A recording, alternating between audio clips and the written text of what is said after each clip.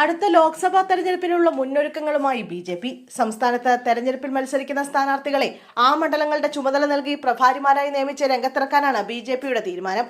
ഒരു രാജ്യം ഒരു തെരഞ്ഞെടുപ്പ് എന്ന പദ്ധതി നടപ്പാക്കുകയാണെങ്കിൽ 2029 നിയമസഭാ തെരഞ്ഞെടുപ്പ് നടന്നേക്കുമെന്നത് പരിഗണിച്ച് നിയമസഭാ മണ്ഡലങ്ങളിലും പ്രഭാരിമാരെ ഇതിനൊപ്പം നിശ്ചയിക്കും. അടുത്ത തവണ സംസ്ഥാനത്ത് നിന്ന് കൂടുതൽ പേരെ ലോക്സഭയിലേക്ക് എത്തിക്കാൻ കഴിയുമെന്നാണ് ബി.ജെ.പി. നേതൃത്വം കണക്കുകൂട്ടുന്നത്. ആറ്റിങ്ങലിൽ മുൻ സംസ്ഥാന പ്രസിഡന്റ് കെ സുരേന്ദ്രന്റെ പേരിനാണ് മുൻതൂക്കം.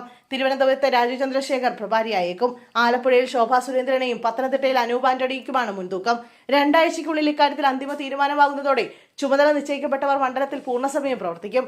മണ്ഡലങ്ങൾ മാറി മാറി മത്സരിക്കുന്നതാണ് ബി.ജെ.പി. നേതാക്കളുടെ പരാജയത്തിന് ഒരു കാരണമായി കോർ കമ്മിറ്റി വിലയിരുത്തുന്നത്.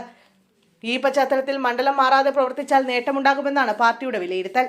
ഇതാണ് കഴക്കൂട്ടം, ചാത്തന്നൂർ മണ്ഡലങ്ങളിലെ ജനവിധി വ്യക്തമാക്കുന്നതെന്ന് പാർട്ടി കണക്കുകൂട്ടുന്നു. നേതൃ പുനഃസംഘടനയുടെ ഭാഗമായി ബി.ജെ.പി. ദേശീയ അധ്യക്ഷൻ നിതിൻ നവീൻ സംസ്ഥാനത്തെത്തുമെന്നാണ് ബി.ജെ.പി. നേതാക്കൾ പറയുന്നത്. യുവാക്കളെയും വനിതകളെയും കൂടുതലായി പാർട്ടിയിലേക്ക് എത്തിക്കാനുള്ള ആലോചനകളും പുരോഗമിക്കുന്നുണ്ട്.